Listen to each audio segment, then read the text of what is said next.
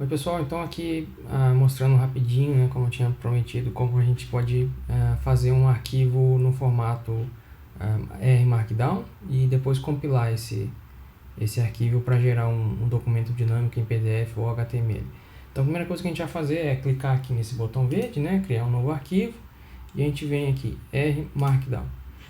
Ele vai abrir uma janela de diálogo com você, pedindo para você colocar o título e o autor. Então eu vou colocar aqui, exemplo, aula intro R, né? E aí ao mesmo tempo também ele pede para você escolher o formato do output, né? Ou seja, do arquivo que você vai gerar do documento dinâmico. E aí tem três opções, HTML, PDF e Word. O HTML eu sugiro que você deixe marcado, né? Você também pode gerar em PDF, mas isso iria requerer uma instalação de LaTeX. Inclusive ele deixa aqui as opções para o Windows, o macOS e o Linux.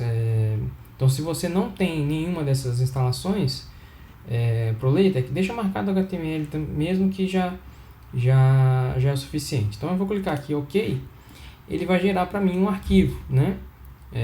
Com um monte de coisa escrita. Então aqui na verdade esse é um documento que deixa eu fazer assim para mostrar melhor. Esse aqui é um documento na verdade que já é ele próprio uma instrução de como o Markdown funciona, né? Então aqui a gente começa com um cabeçalho, né, que é delimitado por esses três pontinhos, em que tem o título, o autor, justamente as informações que a gente deixou na tela de diálogo, né? A data, que é a data de hoje, ele escreve automaticamente, o output que a gente selecionou, HTML. Aqui ele tem o primeiro, o que é chamado code chunk, né, ou pedaço de código, né, em tradução literal. Que ele tem algumas opções aqui, enfim, isso aqui não vamos pular isso por enquanto. E aí ele já começa com a primeira linha depois disso, né? É esse aqui, R Markdown. E a gente vê que tem dois jogos da velha, né? Esse jogo da velha, se a gente olha, e aqui começa a sintaxe, né, que eu queria conversar com vocês. Então se a gente vier aqui, help, R Markdown, quick reference, né?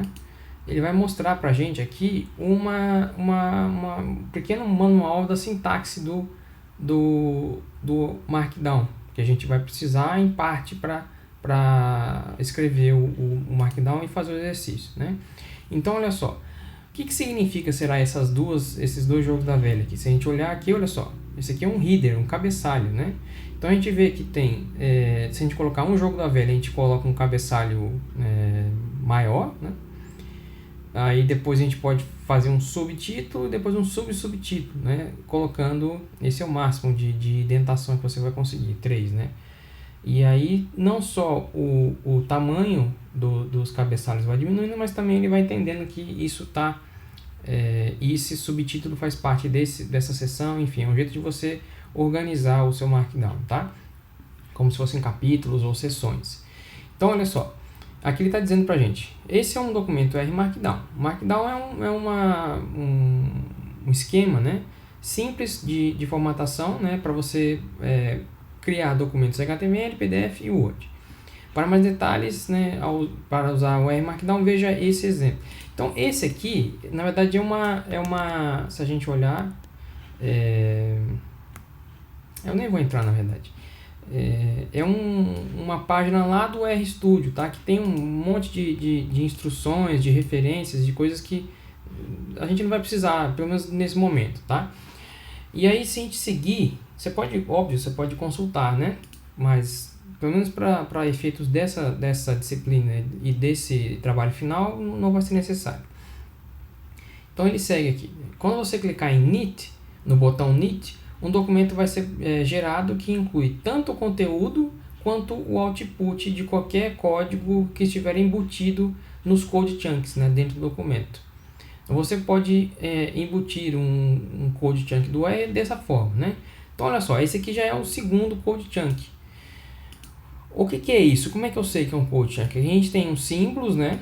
São 3 crases e aí termina com as 3 cases. E aqui tem um colchete e a palavrinha R, né? A letrinha R.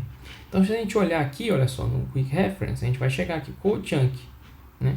Então ele diz para a gente, um código do R vai ser avaliado e printado, vai ser exibido. Aqui ele está dizendo para a gente o que vai acontecer.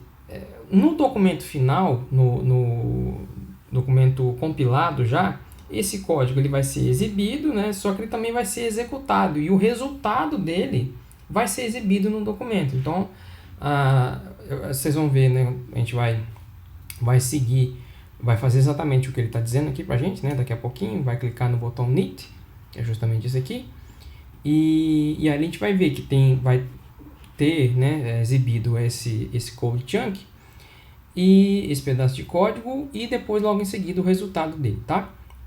Aqui a gente tem um subtítulo, né, incluindo plots. Aí ele diz, você também pode incluir plots, por exemplo, aí plot pressure, né? Então ele está colocando aqui um outro code chunk, né, que vai ter um valor, uma linha de código, né, que vai ser avaliada, né, como se estivesse passando uma maquininha que ele, tem um código do R, ele vai rodar isso e exibir logo em seguida e depois vai continuar printando depois esse texto, né, que diz aqui, note que o equal igual a false, que é justamente essa opção aqui, esse parâmetro foi adicionado ao code chunk para evitar que o código seja printado, seja exibido assim que o plot for gerado. Então, isso aqui ele está dizendo para a gente, olha, se você não quiser que o código seja exibido, mas que sim o resultado dele só seja exibido, faça isso, né? A gente não vai usar isso, né? Porque justamente eu quero ver o código de vocês. Então, vamos fazer o seguinte, vamos fazer o que ele está dizendo aqui para a gente, né? O Init. Por que essa palavra também aparece entre dois asteriscos, né? Se a gente olhar aqui em cima, ó, olha só o que está acontecendo. É justamente esse caso aqui, né? Então, bold é negrito. Então, se a gente colocar qualquer palavra, né, e delimitar ela antes e depois por dois asteriscos, ela vai ficar em negrito quando o documento for compilado, né? Então, olha só. Aqui está nosso botão knit, né? Então, vocês vão... knit é um verbo que quer dizer tricotar, né? Então, por isso que tem essa bolinha de tricô, né? Essa agulha de tricô. Então, aqui a gente tem um botão e também tem as opções. Se a gente clicar aqui, a gente vai ver de novo as opções do formato do arquivo, né, a ser compilado. Vamos deixar no HTML mesmo, como a gente tinha escolhido anteriormente. Então, se a gente clicar aqui, ele vai pedir para a gente salvar, né, um arquivo. Eu vou dizer aqui exemplo, né? E o que vai acontecer? Ele vai abrir uma aba aqui, que é o R Markdown, né? Vamos voltar aqui antes de ver. Olha só, então é aquele que eu falei, ele vai começar a passar, né, como se fosse uma maquininha compilando tudo. Ele vai exibir uma barra de progresso, 14%, 29%. Então ele chegou lá, tem um código comum no R sem um texto comum sem código do R, que é justamente esse aqui, ó, linha 14, né? E ele vai passando, então olha só. Um setup, aí depois encontra mais texto, aí depois ele chega lá justamente nessa parte aqui, executa o código, e aí vai passando até chegar no 100%. E aí ele está dizendo para a gente, olha, eu criei um arquivo de output nesse formato, com exemplo.init.md, né, MD de Markdown. E aí depois ele cria no fim, que é o arquivo que vai interessar para a gente, um arquivo chamado exemplo.html, que é justamente o nome que eu dei para ele. Se a gente olhar, olha só, dependendo da sua instalação do RStudio, ele pode exibir esse arquivo aqui, ou ele pode simplesmente abrir o seu navegador de internet e exibir o arquivo, tá? Isso é independente. Então, olha só, aqui ele criou um arquivo para mim, né? um HTML, em que tem exatamente aquilo lá que ele disse. Olha só, o título, né? Olha só, vamos colocar aqui do lado.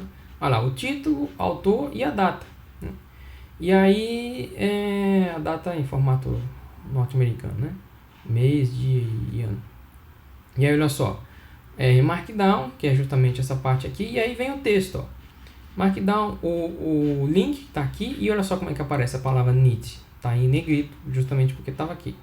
E aí o primeiro code chunk, olha só, tem o summary case, né? Isso aparece em destaque, e aí logo em seguida tem o resultado desse código, que o case é é um conjunto de dados, né, que tem duas variáveis contínuas, speed e dist.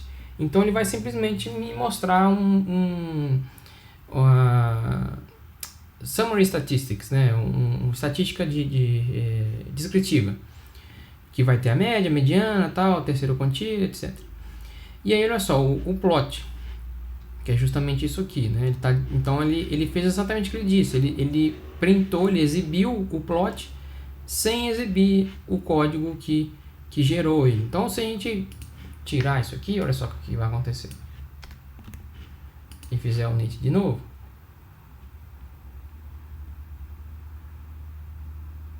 aqui já aparece o código, tá vendo? Então, o que acontece? O que eu espero que vocês façam? Eu quero que vocês repitam esse procedimento aqui, né? Deixa eu só criar um R Markdown e aí vocês vão chegar exatamente nesse arquivo. O que eu faria? Selecionaria tudo e apagava, né? Para vocês começarem do zero, né? Então, o que eu estou pedindo para vocês? Deixa eu...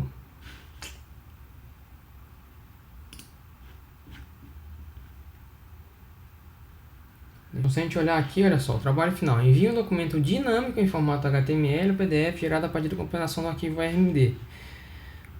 Então, aqui já dá para saber que eu quero o arquivo compilado, né? Eu quero que vocês me enviem. Aí esse arquivo fica salvo. Eu pedi para ele salvar na pasta downloads. Então, tá aqui, ó, exemplo HTML. Então eu quero que vocês enviem esse arquivo aqui, tá? Não esse aqui, com a extensão RMD, que é de R Markdown. Eu quero o HTML. Então olha lá, contendo um fluxo de trabalho de uma análise qualquer, de preferência simples, né? Destaque para isso aqui. Qual análise pode ser? Qualquer uma. Pode ser um teste T? Pode ser uma regressão? Pode ser uma nova? Pode ser uma correlação? Qualquer uma, tá? O mais simples possível.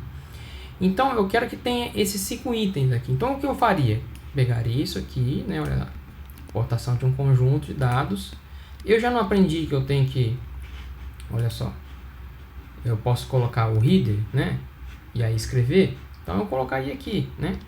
Então a primeira coisa que eu tenho que fazer, né, é importar um conjunto de dados ou trazer ele de algum lugar. Então o que eu faria? Eu preciso de colocar o code chunk. Então o que eu faço? Tem esse botãozinho verde aqui com C, eu vou lá e clico aqui no R, ele já escreve o code chunk e deixa o cursor aqui dentro já. Então eu colocaria aqui meus dados, read table, né, e aí enfim, colocaria o nome do arquivo.txt, né, então eu colocaria o nome daqui do arquivo que eu quero importar. E aí seguiria, né? Então, fazendo a mesma coisa aqui, manipulação de dados. Colocaria aqui manipulação de dados, e assim por diante, tá? Então, o que vocês vão precisar fazer, né? Eu quero que tenha esses 5 itens, pelo menos, né? Então, tem 2 condições, tá, pessoal? A primeira é, não utilizem um conjunto de dados ou um exemplo que a gente já usou, né? Uma análise, né? Com aquele mesmo conjunto de dados que a gente já usou durante a disciplina. Fica ruim isso, eu quero uma coisa nova, tá? Então, mas eu não tenho um conjunto de dados, eu não fiz iniciação científica ainda. Pede para um colega, às vezes alguém, né, sabe de alguém que já tenha coletado os dados em campo. Mas eu não conheço ninguém, tudo bem. Olha só, a gente pode vir aqui nos pacotes, e aí existe um pacote no R que já vem instalado chamado Datasets, né? Então esse é um pacote que só tem vários conjuntos de dados, né? Como vocês podem ver aqui. Então, nesse caso aqui, se eu for usar um conjunto de dados desse pacote, aí eu, ao invés de importar com read table, eu vou ter aqui library, né? Datasets, e aí, por exemplo, se eu quero importar esse arquivo aqui, Air Quality, né? Como é que eu faço para carregar um conjunto de dados, né? Quality, já aparece aqui, ó, né? E aí eu sigo trabalhando com esse, né? Nesse caso aqui é um conjunto de dados com 153 observações e 6 variáveis contínuas, né? Então, por exemplo, daria para fazer uma regressão aqui entre a temperatura e a concentração de ozônio, né? Enfim, tem várias opções, tudo bem? Então é isso. E outros pacotes também, por exemplo, o Vegan, que é um outro pacote que a gente usou na disciplina, ele tem um conjunto de dados como o BCI, né, que é um conjunto de dados com várias conjuntos, várias observações e vários tipos, né? BCI.env, né? Tem várias variáveis aqui. Além disso, tem um outro conjunto de dados que é o MIT-env, XY, enfim, tem várias coisas que podem ser feitas, tá? Então procurem, né? Dá uma olhada e faça uma coisa mais simples possível, tudo bem? Desde que contenha esse fluxo aqui de trabalho, tá? Então é isso, eu vou deixar aqui linkado, né, o vídeo, então vocês podem olhar com mais calma, né? Aqui também, se vocês olharem aqui, tem um quadro resumo, né, no GitHub, e aqui tem um outro PDF que, se você tiver mais dúvida, também dá para olhar lá, mas de novo, isso com o Quick Reference, isso já está de bom tamanho. Vocês conseguem, que é esse aqui, né? Vocês conseguem fazer, e aqui na verdade tem bem mais coisa do que vocês precisam, tá? Então é muito simples essa tarefa. Eu queria que vocês simplesmente botassem em prática aquilo que a gente aprendeu. Então, um exercício que eu sugiro que vocês façam antes de fazer o trabalho final, peguem um exercício, né? Daquela, por exemplo, aqui intro tidyverse, né?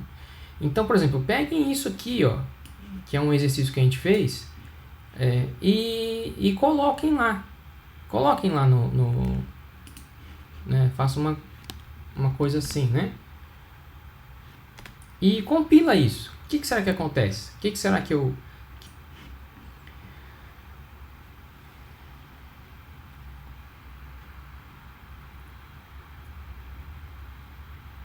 Então, tá lá, né? Uma coisa um pouco mais grosseira, né? Só para mostrar para vocês. Então, importação de conjunto de dados, aí ele está exibindo aqui para mim, o head, né?